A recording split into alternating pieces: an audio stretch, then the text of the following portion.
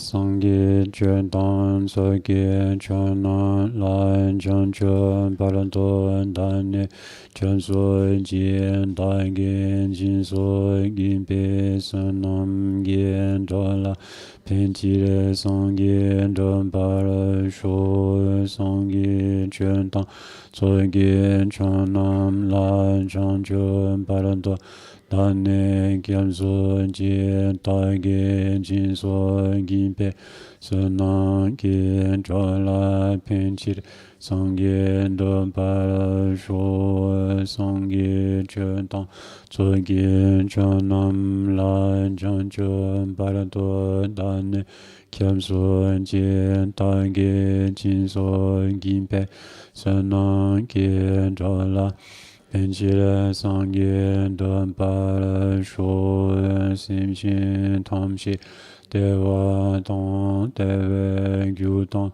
Denpa Jurjien Dongare Tong Dongare Ge Gyu Tong Jawa Gyujien Dongare Mimpe Dewa Tongpa Tong Menjere Jurjien Yerin Cha Tong Tong Jawe Tong Nyum Jimbo La Neba Jurjien Beden Sawe Lama Shenpo Jie Dage Jie Wor Bime Tinsho La Kaje Chenpo Kumne Jisung De Kusung Toge Ngojo Tsato Sora Chum Den Den Jampe Yang La Cha Tsa Lo Kongye Lo Je Jene Jenje Nye Da Nan Da Ra Se Jenye Denge Si Xie Si Ji Ni Ge Do Ka Le Bam Zen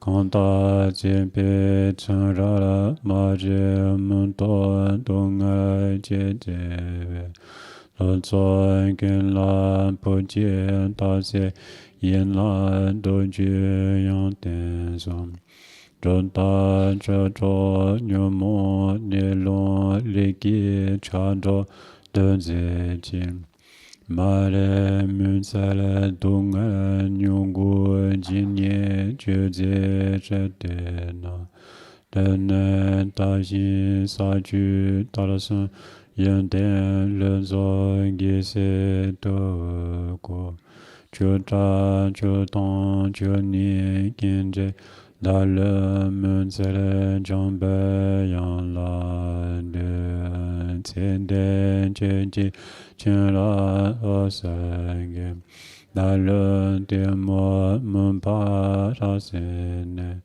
Katon Tenje Shonlo Topai Lodre Bompe Nanwa Zato Sa.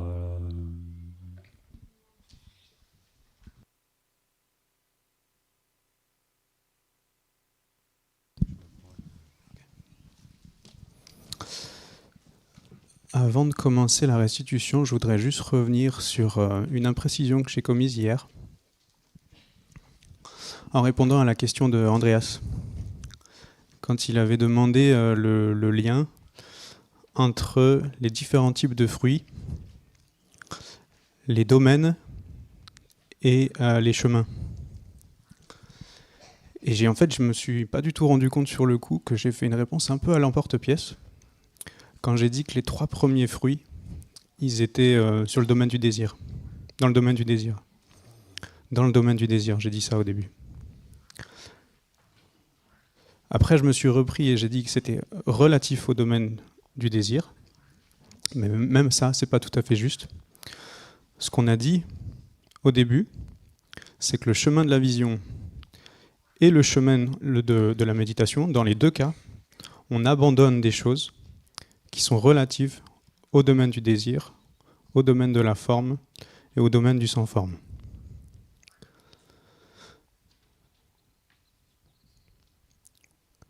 Donc pour le premier fruit, c'est celui qu'on obtient à la fin du chemin de la vision. On a abandonné des choses relatives au domaine du désir, au domaine de la forme et au domaine du sans-forme.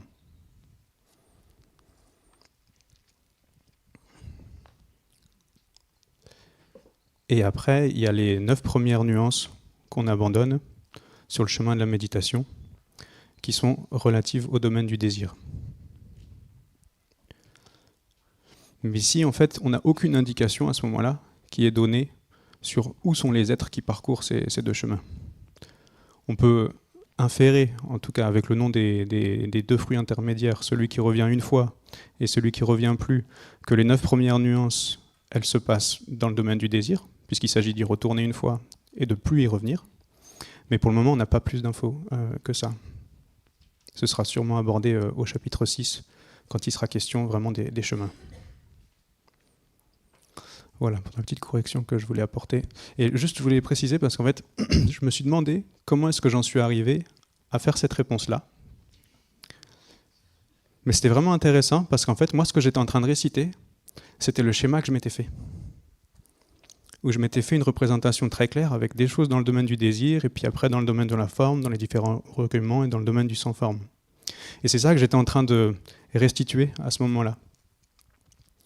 Et alors que Khelzang Puntso nous avait dit régulièrement que quand on fait des schémas, en fait, il y a le risque de résumer et de mal représenter l'information. Et c'était typiquement un cas comme ça, en fait. L'information était représentée d'une telle manière que ça a induit une mauvaise restitution du sens. Donc c'était vraiment... In our studies, it can lead to certain kinds of misunderstanding. And so this particular experience was also useful for me in terms of really seeing clearly how that process can lead to making mistakes or being imprecise, or misunderstanding. And now we'll continue with the subject that we were working on yesterday with progressive fruits and bounding fruits. So at this point in the teaching, Khelzang Puntso came back to the fruit that is a once returner. He explained it in terms of its bounding mode and then its progressive mode.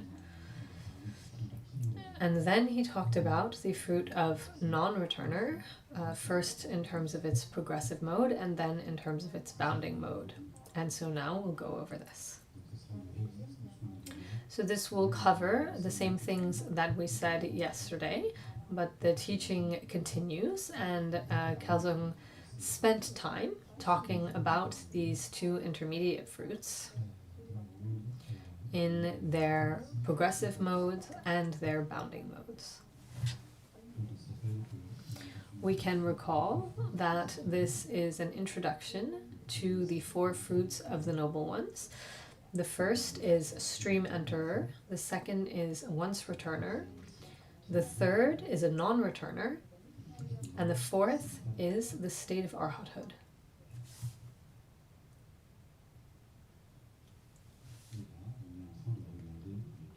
Here we're looking at the second 2 fruits, the second and the third fruits. These 2 have a particularity, which is that they can be progressive or bounding.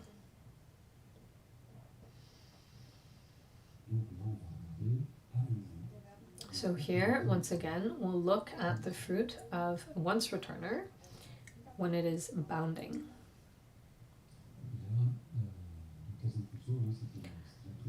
So this was in the afternoon. Khelzang Puntso had spent the morning on this subject. We had a lot of questions, and so in the afternoon he began again with this subject. It takes time to understand, and we didn't get it the first time around, so he spent time repeating this.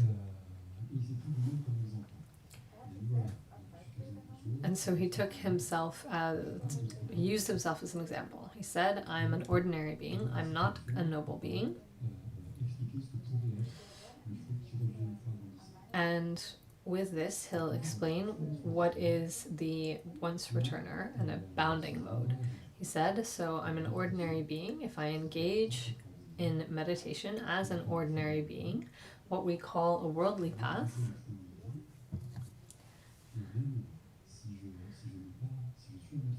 and if I'm an ordinary being, meaning I'm not a noble being, in other words, I have not accomplished the path of seeing, nevertheless, I can practice the path of meditation. It is possible. with the worldly path, I can practice the path of meditation. And due to this worldly path, I will be able to eliminate up to the 6th stage of the things to be abandoned by the path of meditation.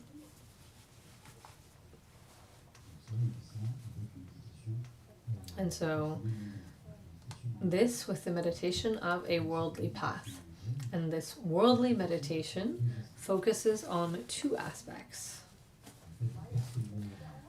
Perceiving the flaws of one's own level. In other words, the level that we wish to abandon. That's the first aspect. And the second aspect of this worldly meditation or worldly path is focusing on the qualities of the higher level that we wish to obtain.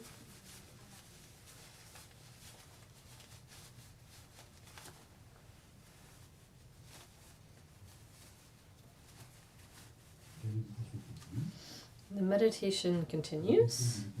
The flaws of that level will be abandoned based on worldly meditation, and he will obtain the higher level that he wished to obtain based on worldly meditation and as an ordinary being. At this point, he will come out of meditation. He's obtained what he wished to obtain based on this worldly path, and then he awakens from his meditation. And at this point, rather than continuing to focus on these 2 aspects, the flaws in his own level and the qualities of the level above, rather than focusing on that, he will turn his focus to the 4 truths of the Noble Ones.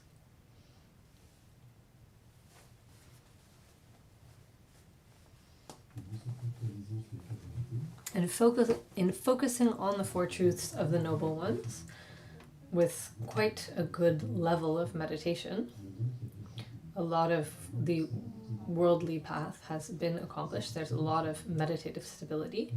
At this point, they will focus on the 4 Noble Truths and will accomplish the path of accumulation, the path of junction, and obtain the path of seeing.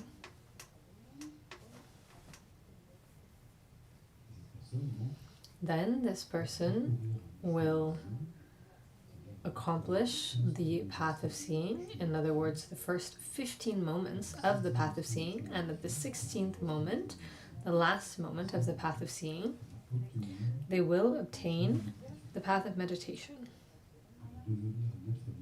They will become a noble being and obtain the path of meditation as a noble being.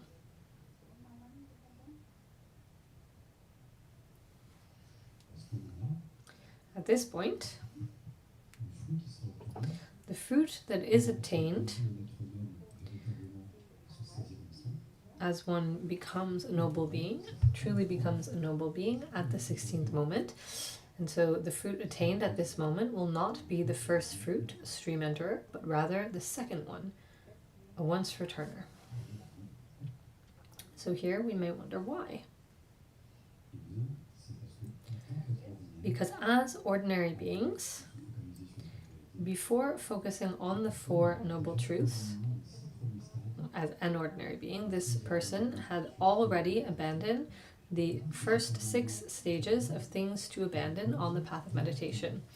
And due to this prior abandonment, then when they accomplish the path of seeing and arrive on the path of meditation as a noble being, the fruit that is obtained is not the first of the 4 fruits, but rather the second. This person will directly arrive, or rather they will continue their path of meditation where they left off, in other words, with the 6th nuance. Someone who practices in this way and obtains this fruit in this way is someone that we say obtains the bounding fruit of a once returner.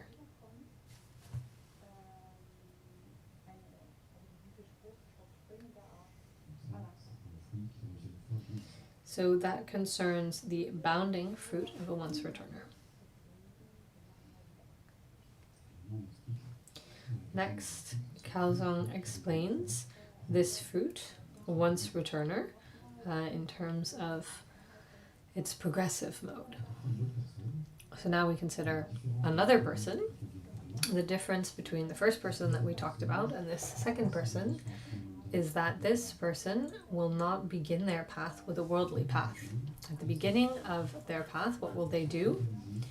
They will focus on the four truths of the Noble Ones by way of study and by way of practice. This will be their focal point.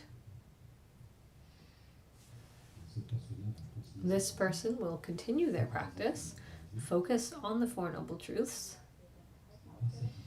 and due to their practice, they will accomplish the path of accumulation and the path of junction, and they will enter the path of seeing. All while focused on the Four Noble Truths.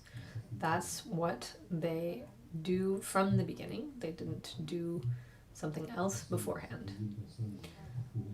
So this person will accomplish the 15 moments of the path of seeing, and when they reach the 16th moment, they obtain the path of meditation and become a noble being.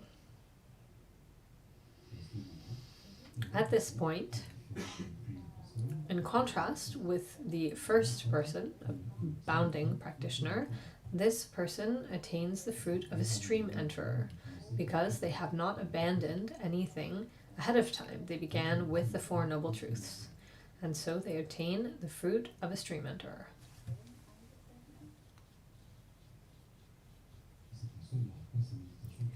This person does not stop their meditation, they continue. They continue onto the path of meditation as a noble being who is stream enterer.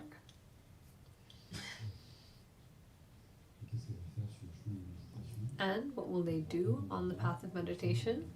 They will abandon the things that are to be abandoned on the path of meditation.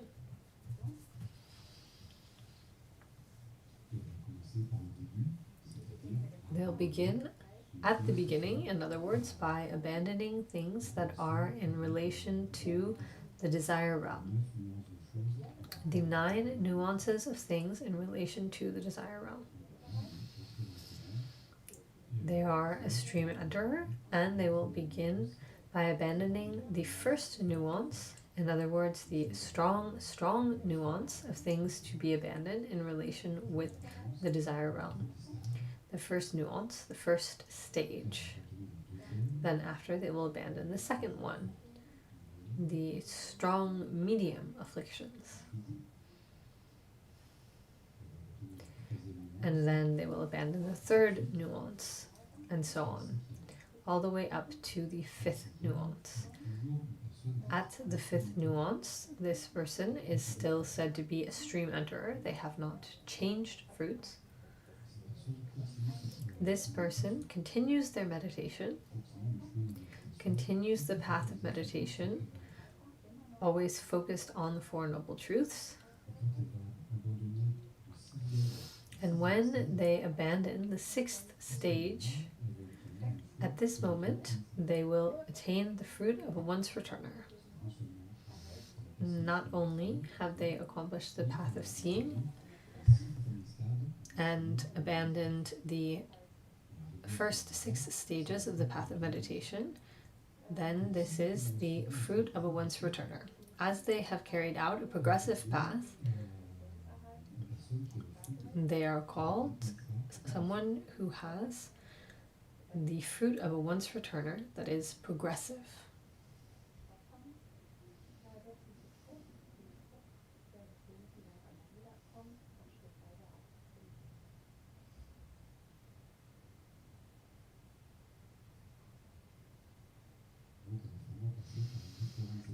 And so they have actually gone through the different steps. They focused on the Four Noble Truths. They went over each of the paths. From the beginning, they focused on the Four Noble Truths, then accomplished the various paths. At the end of the path of seeing, they accomplished the first fruit, stream enterer. Then they began the path of meditation. And when they reached the sixth stage, they attained the second fruit, a once returner. That's progressive. We can see they didn't accomplish worldly meditation ahead of time. From the beginning, they focused on the Four Noble Truths, and they reach the sixth nuance. They abandon the sixth nuance and become a once returner. Again, progressively. This is the progressive fruit of a once returner.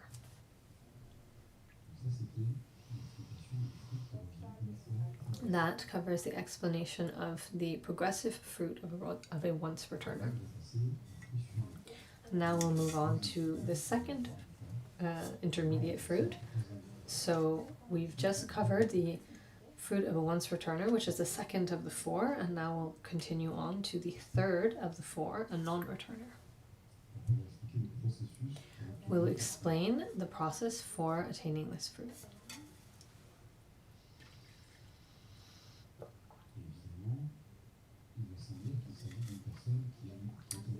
And so here we're talking about a being who is a noble being. In other words, this person has already accomplished the path of seeing, and they have gone past the 16th moment of the path of seeing. So for the previous fruit, a person has abandoned up to the sixth nuance of the path of meditation. This person, a non-returner, has gone up to the 9th stage of the path of meditation.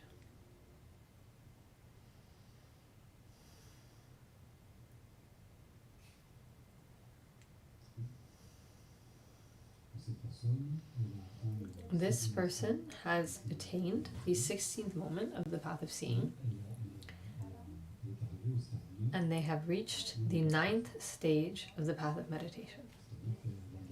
In other words, they have abandoned the first 9 nuances of things to be abandoned by the path of meditation. In other words, the nuances relative to the desire realm.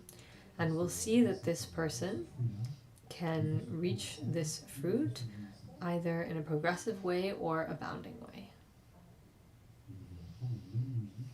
And we'll consider this same logic we'll use the same logic as was explained for the previous fruit.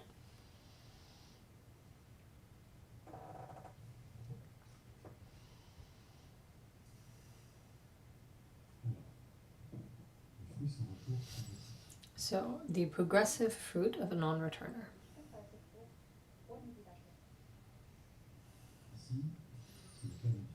Here, this concerns a practitioner who has gone directly to contemplation of the Four Noble Truths, who has not engaged in a worldly path. They don't begin with a worldly path, they directly focus on the Four Noble Truths.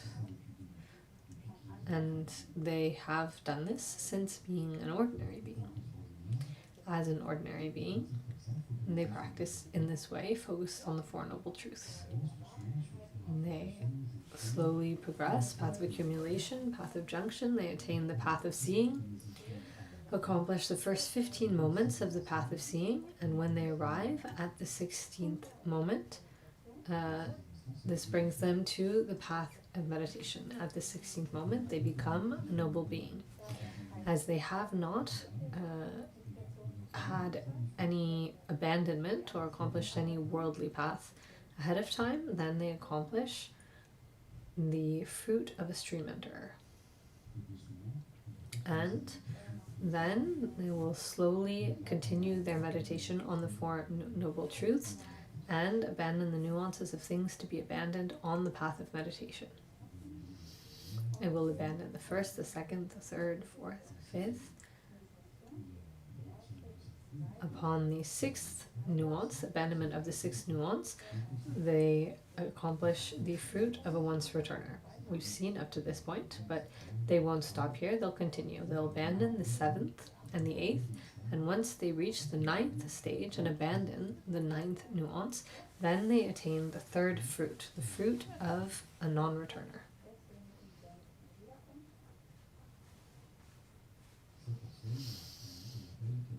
We call this person someone who has attained the progressive fruit of a non-returner. They have carried all of this out progressively.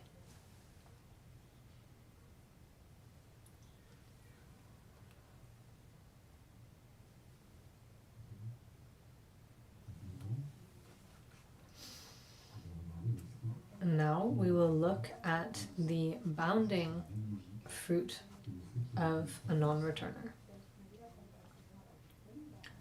It's similar logic to the bounding once returner fruit. So, in order to obtain this fruit, we begin with a worldly path. We don't focus on the Four Noble Truths. We focus on the flaws of our own path, the flaws of the path that we currently experience, the suffering or unhappiness of this level, and we'll focus on the qualities of the level above. And we will meditate in this way. We are on a worldly path. We're not talking about the path of accumulation or junction or vision, a seeing. Those paths are paths where we focus on the Four Noble Truths. It's explained that way in the Abhidharmakosha.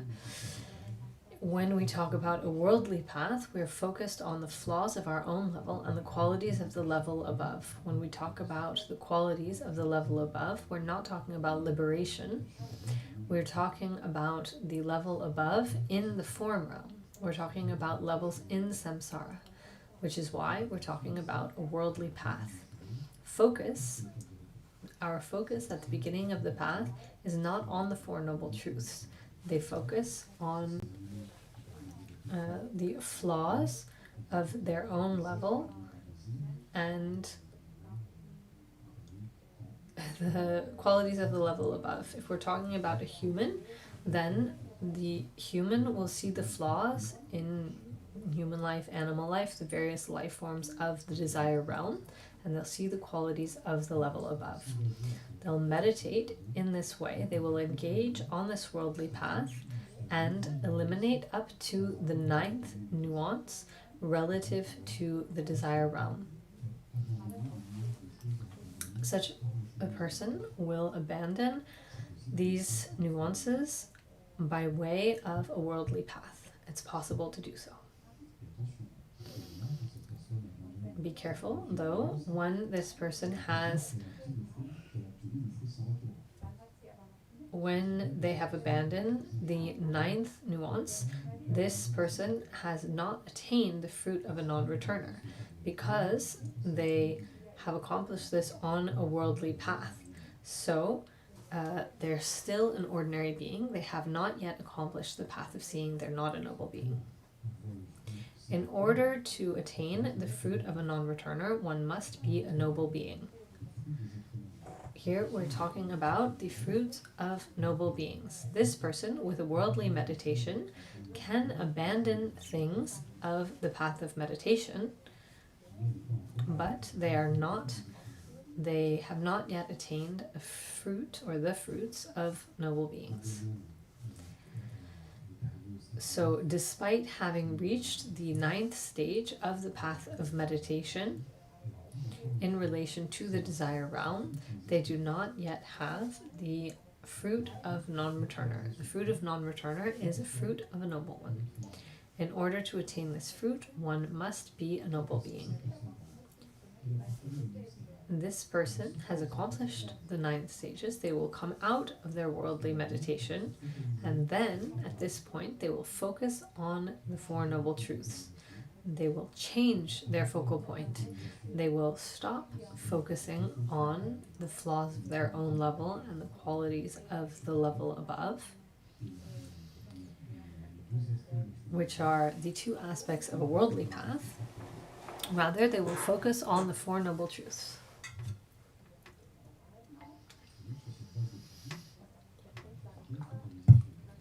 Based on this practice, focused on the Four Noble Truths, they will progressively attain the path of seeing. They will accomplish the path of accumulation, the path of junction, and reach the path of seeing. They will accomplish the first 15 moments of the path of seeing, and at the 16th moment, they will attain the path of meditation as a noble being.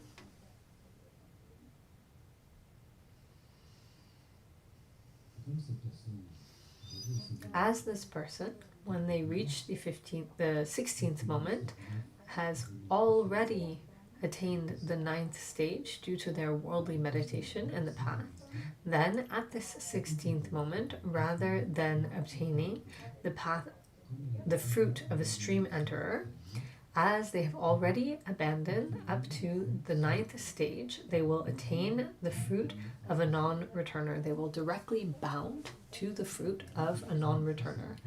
And so we say that they obtain the bounding fruit of a non-returner.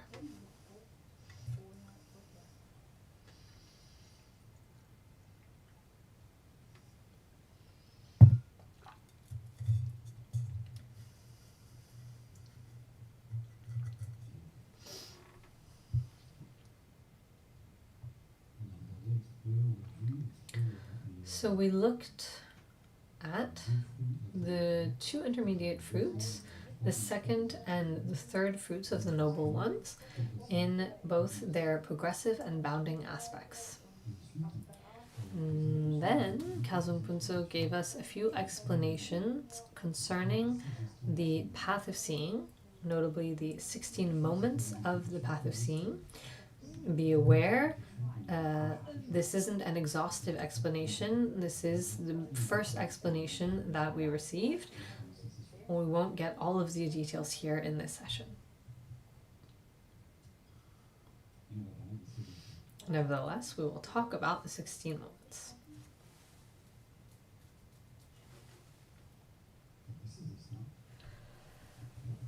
The 16 moments, 4 times 4, correspond to moments of recognition of the Four Noble Truths. They are moments when the Four Noble Truths are truly recognized. 4 times 4. The first 4 moments of the path of seeing concern the truth of suffering.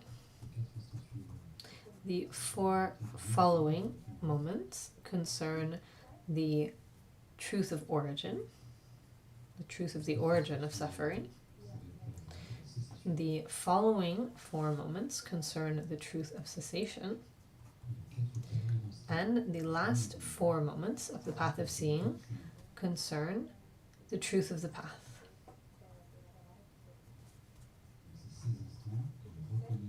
So these 16 moments recognize the Four Noble Truths.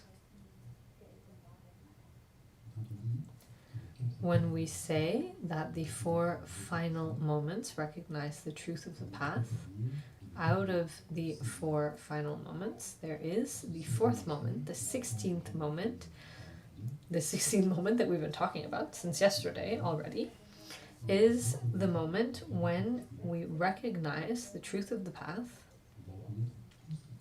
We recognize all that concerns the truth of the path. We recognize the truth of the path and what concerns the truth of the path.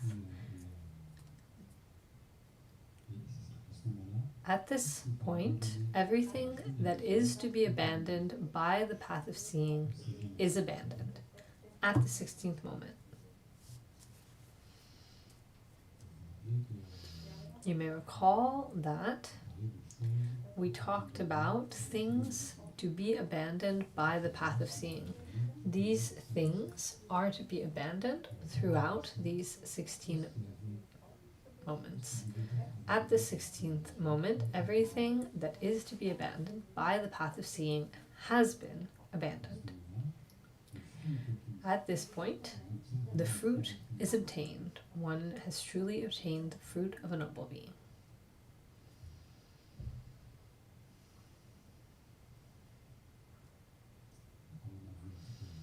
As we saw a little earlier, we can obtain the first fruit, the stream enterer, if we practice in a progressive way.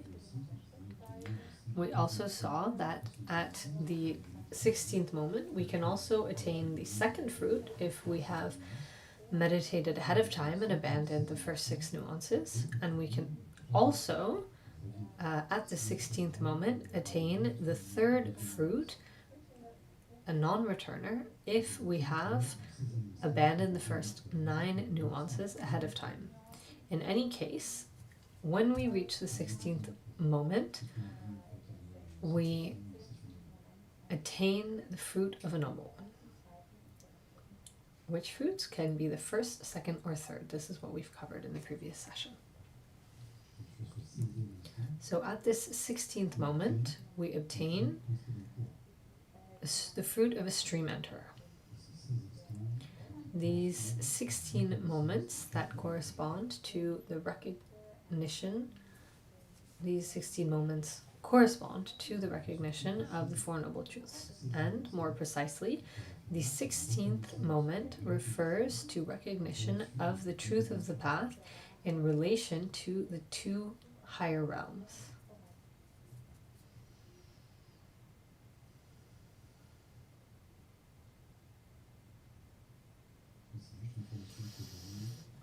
This is the information that's given here. Of course, more details will come later. This gives just this information.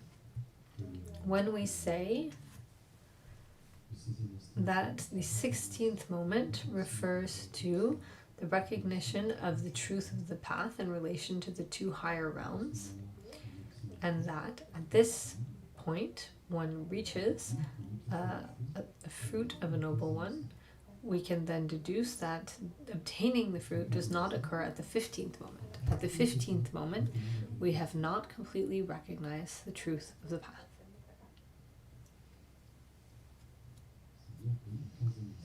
At the 15th moment, at the 15th moment of the path of seeing, the path of seeing is not yet finished, it's incomplete. The 16th moment that recognizes the truth of the path concerning the 2 higher realms has not yet been accomplished. When we talk about the fruit of a stream enterer, this means that we have abandoned all that is to be abandoned by the path of seeing. And at the 15th moment, we have not yet abandoned all there is to abandon over the course of these 16 moments. Thus, this fruit, the stream enterer, does not arrive at the 15th moment, but rather the 16th moment. And then there are some more explanations here all throughout the first 15 moments of the path of seeing. There's sort of a battle between the path of seeing itself and the things to be abandoned by the path of seeing.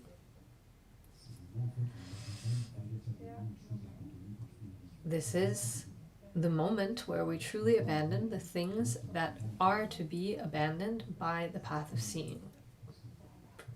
Previous to this, we cannot abandon them. So there's something of a battle. It's hard to know exactly what that means, but that's how it's said. The path of seeing eliminates only one type of things.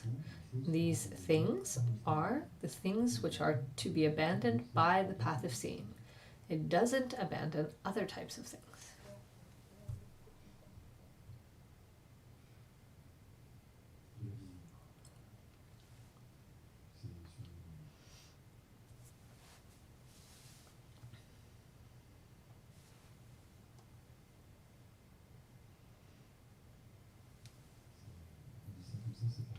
When we say this, it seems obvious, but it's information that's helpful to keep in mind because it helps us later on. So only when we reach the 16th moment of the path of seeing, when we obtain it, everything that is to be abandoned by the path of seeing has been abandoned, eliminated. It is only at this moment that the fruit of stream enterer is obtained.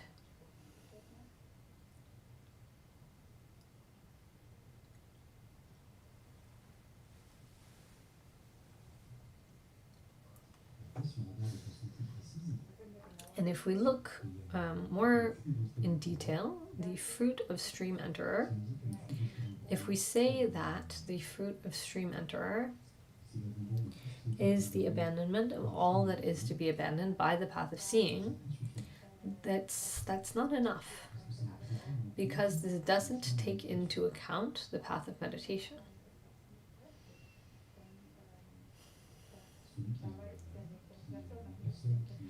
Someone who is called a stream enterer has, of course, abandoned all that is to be abandoned by the path of seeing, but this also concerns beings who have abandoned between stages 1 and 5 of the things which are to be abandoned on the path of meditation. Here we're zooming out. We zoomed in a lot on the path of seeing, and now we're kind of coming back to the path of meditation. Someone who is called a stream enterer refers to someone who has abandoned all that is to be abandoned by the path of seeing. We can agree on this, but it doesn't only refer to these people. It also refers to those who have accomplished the path of seeing, who are stream enterers, and who have begun abandoning the nuances that are to be abandoned on the path of meditation, nuances 1 through 5.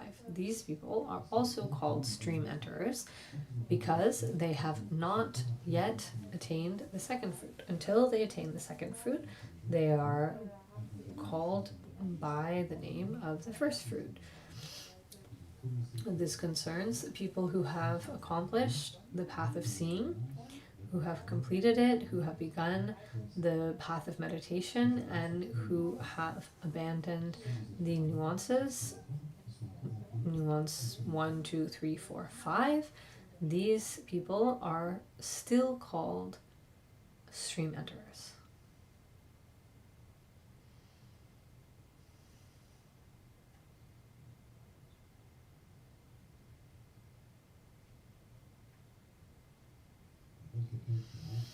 However, someone who has already practiced the path of meditation and abandoned up to the 6th nuance before practicing the path of seeing, then after the path of seeing, they will be called a once returner. That's the bounding approach that we discussed earlier. Someone who has accomplished the path of seeing and who is abandoning from the 1st to the 5th nuance of things to be abandoned by the path of meditation is called a stream enterer. When they abandon the 6th nuance, then they are called a once returner. They have attained the fruit of a once returner. But this fruit of once returner is not only for those who have attained, who have abandoned the 6th nuance. It also concerns those who are abandoning the 7th and the 8th. For individuals who are abandoning the 6th, 7th, and 8th nuances, they are all called once returner.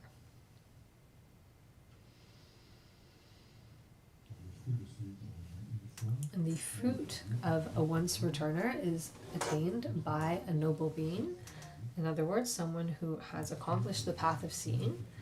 The fruit of a once returner is attained by a noble being, so who has attained the 16th moment, and who, in addition to this, is between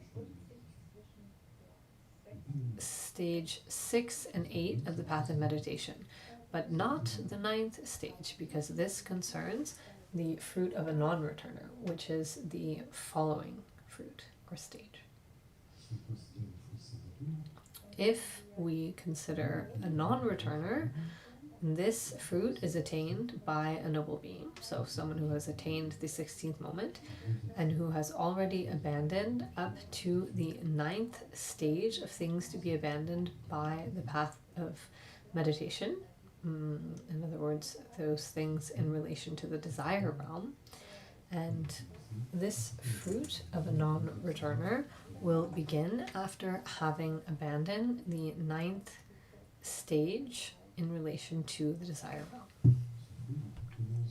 This fruit that begins at this moment, the fruit of a non-returner, begins when we have abandoned the 9th nuance of things to be abandoned by the path of meditation. These first 9 nuances concern the desire realm. At this point, when the 9th nuance is abandoned, the person enters the fruit that is known as a non-returner. This fruit of a non-returner lasts, I won't say a long time because I don't know how long, but in any case, it will last the time necessary to abandon the 9 nuances of the first level of the form realm, the 9 nuances of the second level of the form realm, the 9 nuances of the third level of the form realm, the 9 nuances of the fourth level of the form realm, the 9 nuances of the first level of the formless realm, the 9 nuances of the second level of the formless realm, the 9 nuances of the third level of the formless realm, the 9 nuances of the fourth level of the formless realm. And throughout the entirety of the time that it takes to abandon these various nuances, this person has the fruit of a non-returner. And once they have abandoned the last nuance of the last level of the formless realm, which is called the peak of existence, we'll talk about the peak of existence a lot throughout the Abhidharmakosha. It's the highest level of samsara. It is the highest level of the formless realm. The desire realm is one level. When we talk about the 6 worlds of humans, animals, hells, all of that, that's one level, the desire realm. The form realm has 4 levels, and the formless realm has 4 levels.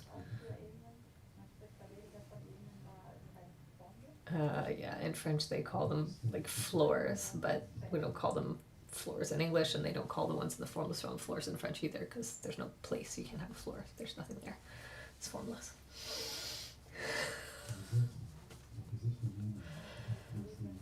The noble beings that accomplish the path of meditation from the moment that they have abandoned the 9th nuance of the desire realm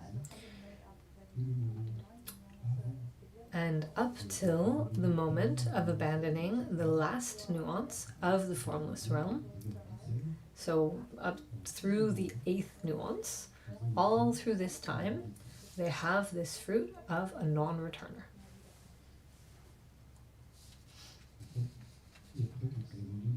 And then, when they abandon the last nuance, the 9th nuance of the formless realm, they attain the 4th fruit, the state of arhathood.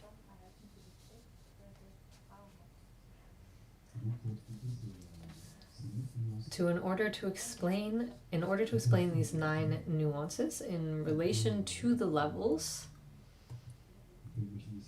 we can imagine it like lines, one on top of another. There will be 9 lines for the desire realm, because there are 9 nuances of things to abandon, a little block of 9 lines.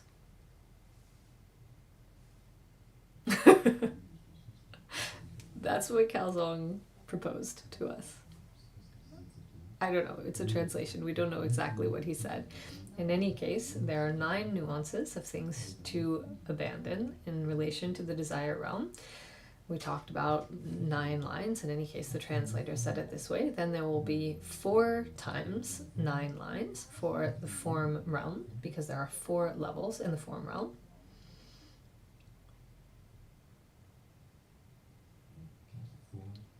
So 4 times 9 nuances of things to be abandoned.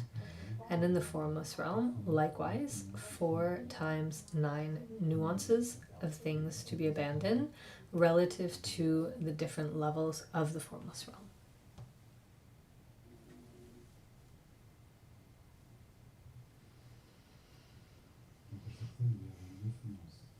So each time there are 9 nuances. 9 nuances for the desire realm, 9 nuances for the first meditative absorption, 9 of the form realm, 9 nuances for the second meditative absorption of the form realm, 9 nuances for the third meditative absorption of the form realm, 9 nuances for the fourth meditative absorption of the form realm, 9 nuances for each of the 4 spheres of the formless realm.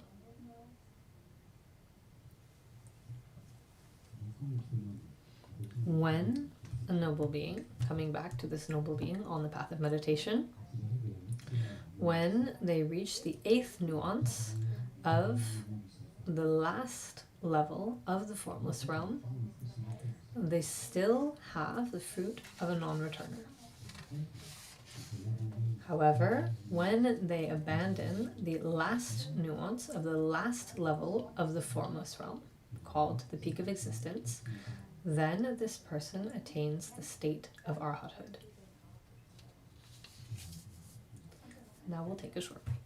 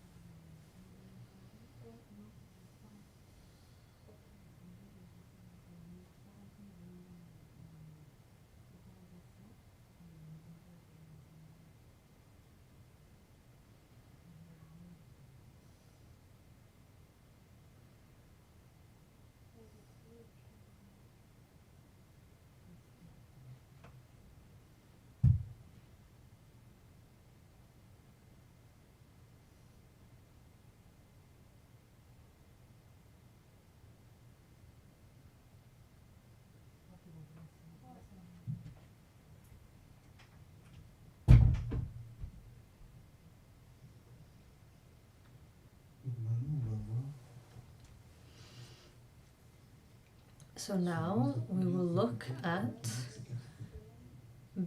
how many faculties are necessary, or based on how many faculties we obtain these 4 fruits. So yesterday we looked at the title of this section, how many faculties to obtain the fruits, and then we said, well, we need more information to understand this point, and we began this introduction on the 4 fruits of the Noble Ones. So we've just concluded the introduction, all of the necessary notions to come to this point, and now we will look at the point itself, which explains the stanza. In this part, how many faculties to obtain the fruits? There are 3 subparts. How many faculties to obtain the first and the last fruit? How many faculties to obtain the 2 middle fruits? And a 3rd subsection called the refutation of a debate. The first subsection, how many faculties to obtain the first and the last fruit? We begin with the two fruits, the first and the last. In other words, the fruit of the stream enterer and fruit of the state of arhathood. Here we will ask ourselves, based on how many faculties do we attain the fruit of a stream enterer, and based on how many faculties do we obtain the fruit of the state of arhathood? The answer is both are obtained based on 9 faculties.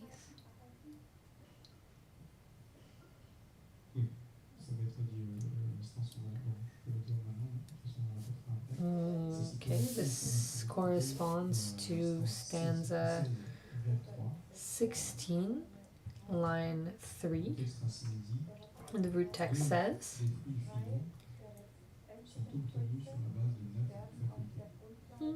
looks like I'm missing a line in English. The last two based on 9 faculties. Where'd it go? The 9 faculties that are the basis for stream enterer fruit are the following. First, we find the group of 5, whose first is confidence. Confidence, enthusiastic effort, remembrance, meditative absorption, and discernment. 6th, mental faculty. 7th, neutral sensation.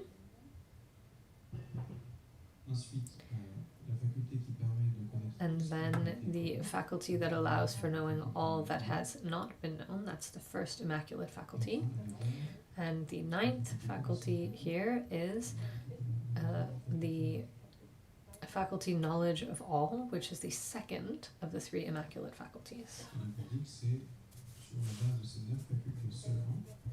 So based on just these 9 faculties, the first fruit, stream enterer, is obtained.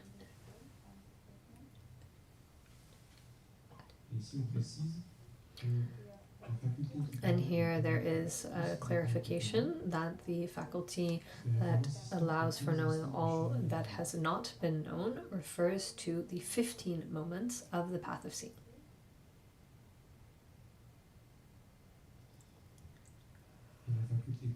And the faculty knowledge of all refers to the path of meditation, which begins at the 16th moment.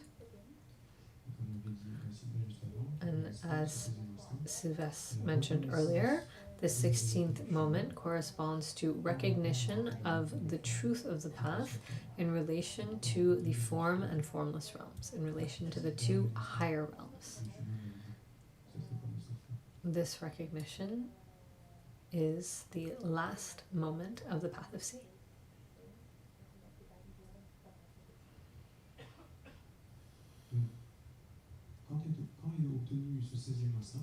When the 16th moment is attained, we attain the faculty knowledge of all.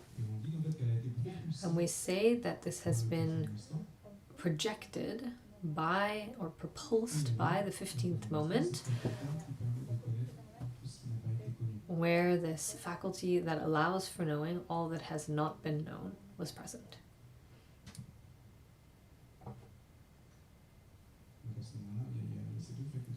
So at this moment we have these 2 faculties,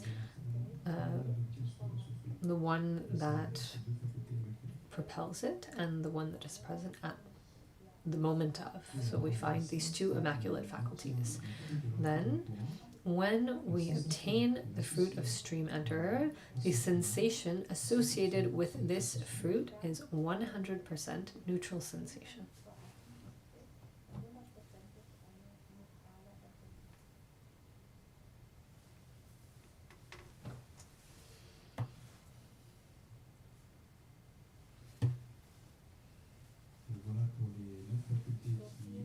that concerns the 9 faculties that are the basis for attaining the fruit of stream enterer. Now we come to the 9 faculties that are the basis for attaining the 4th fruit, the state of arhathood. We find the group of 5 whose first is confidence once again. We also find mental faculty,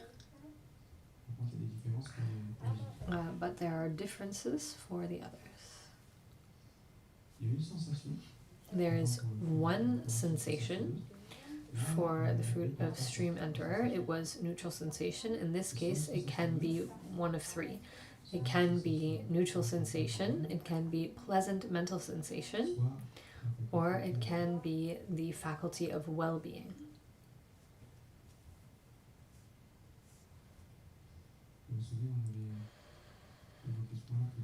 We saw earlier that the sensation of well-being can be divided into 2. It either refers to pleasant physical sensations or to the mental well-being of the 3rd meditative absorption. In this case, well-being, the faculty of well-being, refers to this mental well-being.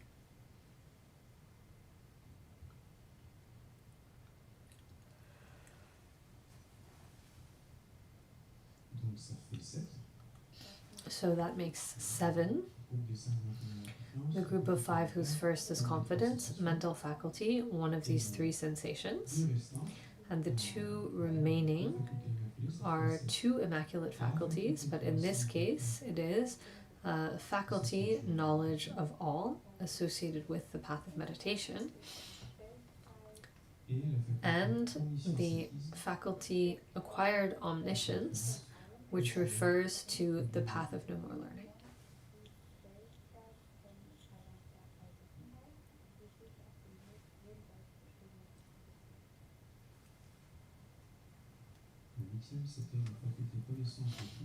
The 8th was the faculty knowledge of all associated with the path of meditation. Here we're talking about the last moment of the path, the moment when we go from the 3rd to the 4th fruit. In relation to the 3rd fruit, there is the faculty knowledge of all. It's the last moment of the path of meditation. What we'll see after is when the most subtle nuance is abandoned, then we have the faculty acquired omniscience, which refers to the path of no more learning and thus to the state of arhathood.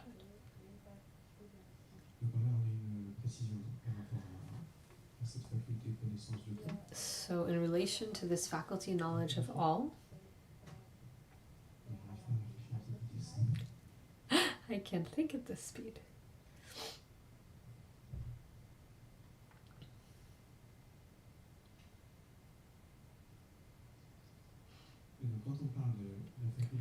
When we talk about the faculty knowledge of all, this does not refer to all of the path of meditation. Here it refers to something particular, to Vajra-like meditative absorption. This Vajra-like meditative absorption allows for eliminating the final nuance. The final nuance of the path of meditation, which is the most subtle of the peak of existence. It is eliminated by Vajra-like meditative absorption, and this is what the faculty knowledge of all refers to here.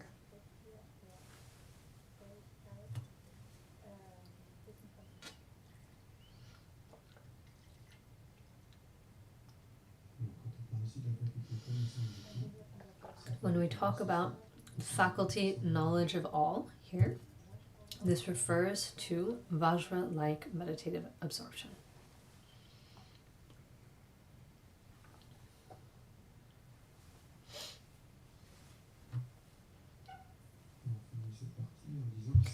we conclude this part by saying that these 4 fruits are dissociated from factors for descent. They are uncontaminated.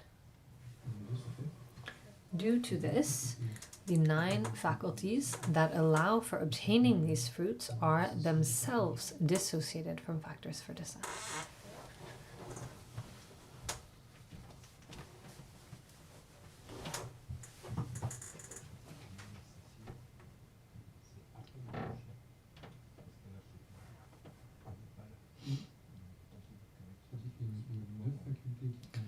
The 9 faculties that allow for obtaining these fruits are dissociated from factors for descent, and the 4 fruits are dissociated from factors for descent. The fruits of the noble beings, yes.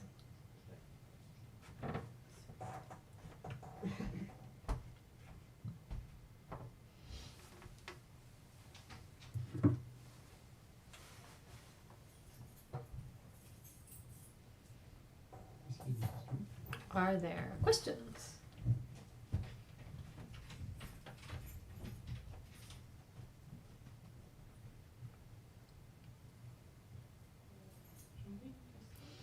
I have a question concerning the worldly path and the super-worldly path. From what I understand, is that one is focusing on the worldly path focuses on the flaws of one's own realm and the qualities of the realm above, and it seems to me that the super worldly path is the same thing but with an accent on the Four Noble Truths. The worldly paths, we're discerning what's good, what's not good. Is the super worldly path also a meditative absorption?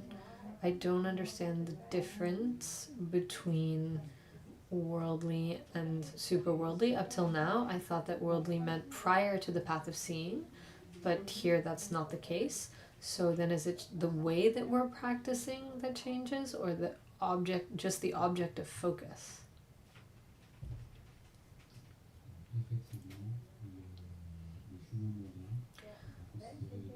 For a worldly path, we will consider the flaws of our own level and the qualities of the level above. We will practice to abandon the flaws of our own level and to attain the qualities of the level above. That is something that's done in relation to meditative absorption. If we consider the super-worldly path, here Khelzang gave an approach that is summarized, that's partial. The only thing he said is that a practitioner of this path focuses on the Four Noble Truths and will maintain this focus and will progress on the path of accumulation, the path of junction, the path of seeing, and the path of meditation. He also said in the summary here that in order to attain the path of seeing, a practitioner needs to do so on the basis of meditative absorption. Meditative absorption is a prerequisite in order to enter the path of seeing. Here, he didn't explain how this meditative absorption is attained. He didn't explain in detail in any case. He just said that the focus, he just talked about the focus on the Four Noble Truths and the steps of obtaining the different steps. If we look just with the aspects that we have here, what we can deduce based on these elements is that a person who practices according to the super-worldly path will focus on the Four Noble Truths from the beginning. We can deduce that this person has an aspiration for liberation. Something we can deduce that they have an aspiration for liberation, that there will be some consideration of the suffering of their own level and the qualities of liberation, of the fruits of the noble ones. And that by way of this worldly path, there is aspiration of going from a state which is the truth of suffering to a state that is the truth of cessation. We will attempt to go from one state to another. This path is carried out by way of focusing on the Four Noble Truths. With just this information, we can see certain commonalities between looking at a situation that is unsatisfying and another situation that is more satisfying. In the case of a worldly path, the level above belongs to samsara. It is not a level that is beyond or outside of samsara. This is why we call it a worldly path. In the case of a super worldly path, what we wish to attain, the path of seeing, the path of meditation, and in the end, the state of arhathood, is something that is not part of samsara. With the information that we have, that's about what we can deduce. Okay, it's clear. I have another question. Not sure you'll be able to answer it. Sometimes when we hear these steps, progressive and bounding, we might think, oh, but bounding's better, it seems faster. But in fact, maybe not. It seems like progressive is more of a certain value. If we start with a worldly path, maybe there's no point. I mean, we abandon certain nuances. The nuances are levels of affliction, but we haven't realized the path of seeing. So we're not a noble being. So in fact, it doesn't seem so... Indeed, the terms progressive and bounding, if we go somewhere by bounding, or if we go somewhere progressively, we might associate this with walking and think we're going faster or slower. But in this case, if we look at progressive or bounding, we're actually talking about obtaining the fruits, whether the fruits are obtained in a progressive way or a bounding way. And these two notions indicate whether there has been a prior path or not. Concerning the bounding fruits, we're not going to bound to them just on their own. They involve a prior path. There is a worldly path that is carried out beforehand, and we don't know. There's no information given concerning how much time that takes. Likewise, for a progressive path, where the focus is on the Four Noble Truths, there's also no information on how long that takes. So these notions, progressive and bounding, in terms of the time that they take, what implicitly comes to mind is not necessarily a valid information. The time that one or the other takes is not mentioned here. It would be mistaken to think that the bounding path is faster than the progressive path.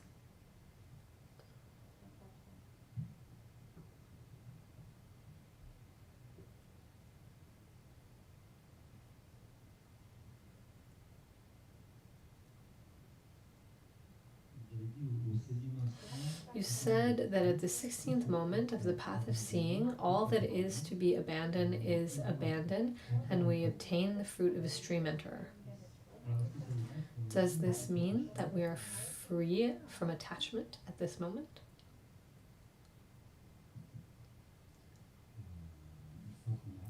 Once we have abandoned, once we have accomplished the path of seeing, when we reach the 16th moment, we are free of, or we have abandoned, all that is to be abandoned by the path of seeing. we have not yet seen what is contained or what this includes.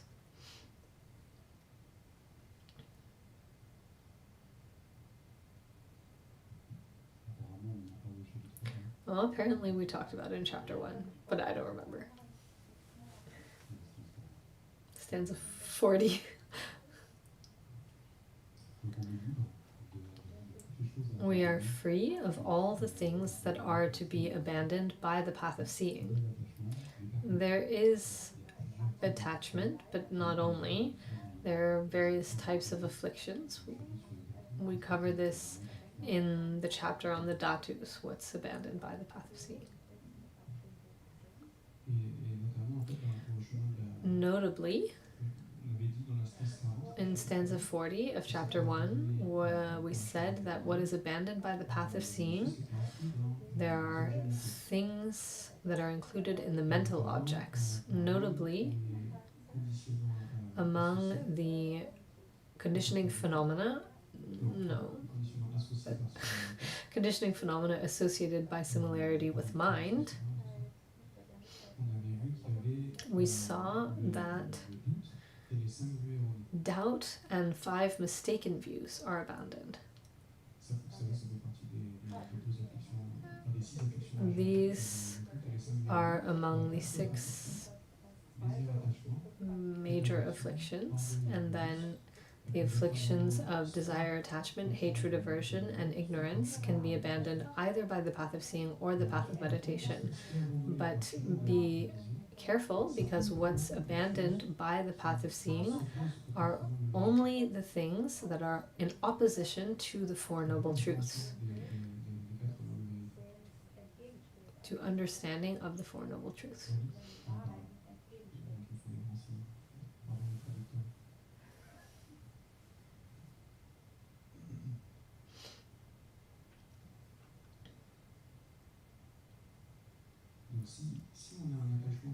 If Khelzang Puntso used an example, if I'm attached to, if I have attachment towards a girl, he didn't take the example of himself. He said a person, because he's a monk, so that would be awkward. If someone has attachment towards a girl, this attachment isn't necessarily in opposition to the 4 Noble Truths, and therefore it will be abandoned by the path of meditation and not the path of seeing.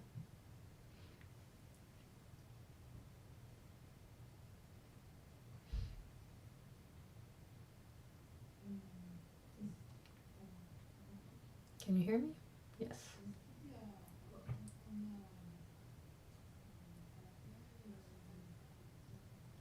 When we have attained the various moments, the 15th moment, the 15 moments, the 16th moment of the path of seeing,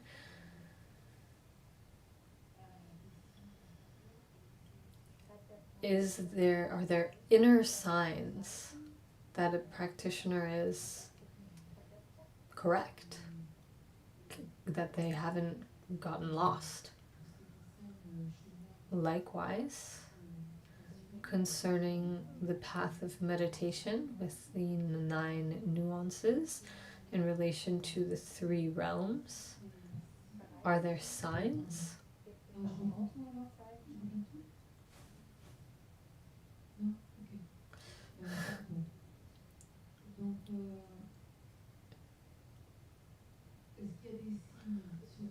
Are there signs on the path of meditation, inner signs for a practitioner, that indicate that they are going in the right direction?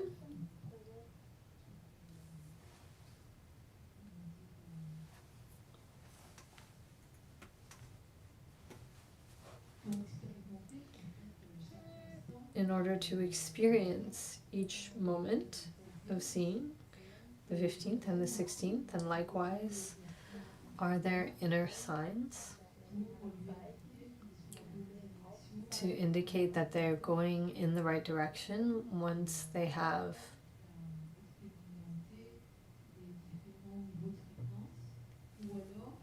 experienced the various levels? Or Is it the master who accompanies them, a Rinpoche perhaps, who might say, you're going in the right direction, or go back, it's not right.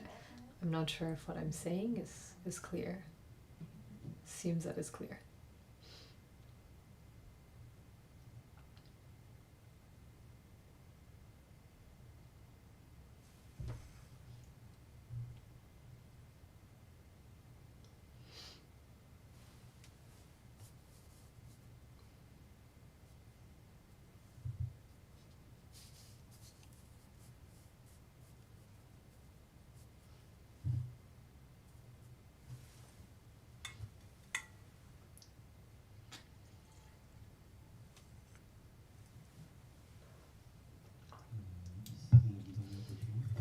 Here in the Abhidharmakosha,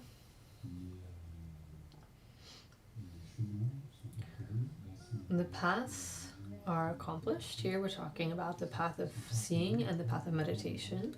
They are accomplished by abandoning the things which are to be abandoned on these paths. The things that are to be abandoned, there are things that are to be abandoned on the path of seeing and the path of meditation. Concerning the 16 moments of the path of seeing, we will abandon the things that are to be abandoned on the path of seeing. So long as these things are present, this is the sign that we have not abandoned them. It is the sign that we have not accomplished the path of seeing. If we're looking for signs, if something appears and it is a phenomenon that is to be abandoned by the path of seeing, then it's a very clear sign that these things have not been abandoned and that we haven't reached this point in the path of seeing. Likewise, concerning the path of meditation, we saw that there are 9 nuances for each of the levels, 9 concerning the desire realm, 9 for each of the levels of the form realms and the formless realm. So these are things to be abandoned. If we see within ourselves, for example, concerning an afflictive obscuration, if we observe the presence of one or another afflictive obscurations in our mind stream, then it is a sign that we have not abandoned it. If this nuance has been abandoned, then it will no longer reappear because it has been abandoned. Like when we abandon something, it's abandoned, it won't come back. The sign of a path that has been accomplished is the fact that these nuances and afflictions will not reappear. That concerns the first question, the first part of the question. Concerning the second part, about guidance, I don't recall that it's mentioned that there's a person who will test another person to verify their meditation. This is perhaps something that comes from a different way of practicing meditation. For example, here in the Chinrezi curriculum, there is something that is proposed in terms of practice and meditation. And here, when we study the Abhidharmakosha, where it is from the point of view of the Vaibhashika, and the method of practice is relative to this tradition. It's not quite the same as that which is practiced in the Karmakagya lineage, which is more associated with the Great Vehicle. This treatise of the Vaibhashika school is more associated with the foundational vehicle. Of course, there are common points. There are also differences in the way of approaching and explaining things.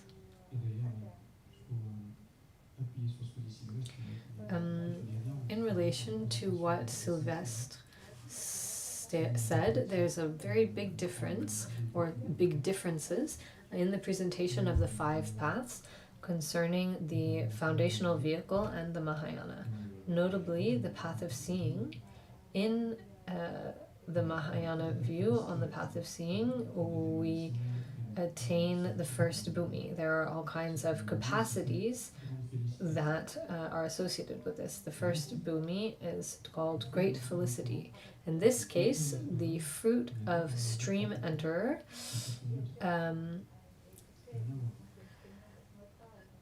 in terms of the faculties that are present at this moment, here it's a neutral sensation. So as we can see, it's a big difference. So there are certain major differences between the presentation here and the presentation from the Mahayana perspective.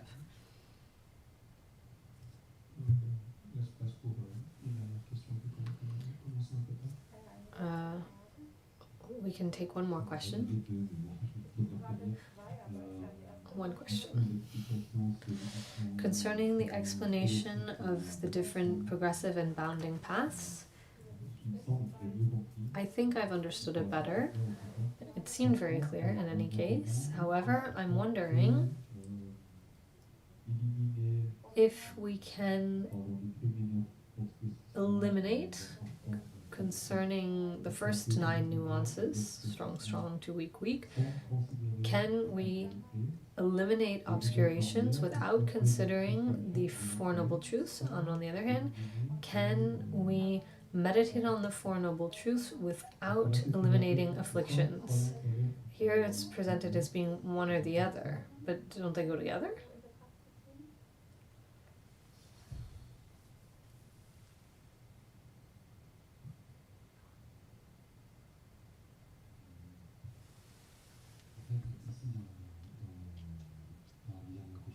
Here in the Abhidharmakosha, Vasubandhu presents this with the 2 approaches to practice. Either we start with a worldly path and then switch over to a super worldly path, or in which case we start by abandoning things and then we switch over to the super worldly path and attain a certain fruit. Once we reach this super worldly path, that's one way of attaining a fruit. And then he explains a way where we'll focus on the Four Noble Truths and progressively attain the fruits, which are attained one by one. It's another way of practicing. We could ask ourselves, are we really capable of abandoning things before being a noble being? Maybe that's the question we're asking ourselves. Here, in the case of the Abhidharmakosha and this treatise of the Vaibhashika, yes, it is possible to abandon things of the path of meditation with a worldly path. It's something that's possible. Not everyone agrees with that, but it's just a Vaibhashika point of view. Okay, that we can eliminate things, but the Four Noble Truths aren't motivating the practice. What? The Four Truths.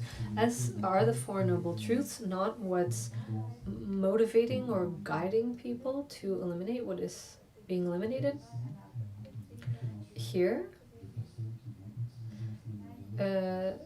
there's no explanation about people who will accomplish a worldly path with the idea of focusing on the Four Noble Truths later on. Sort of, you're presenting something that's kind of like an intermediate between these two things, but it wasn't mentioned here. Since Vasubandhu didn't mention it, it's difficult to say, yes, it's possible. No, it's not possible. In any case, it's something that we can imagine, certainly, but to say that this case exists, and in any case, in the summary that Khelzang Puntso gave on the fruits, he didn't mention this, but if we ask him the question, maybe it's possible, but we'd have to ask. Thank you very much. We'll dedicate now.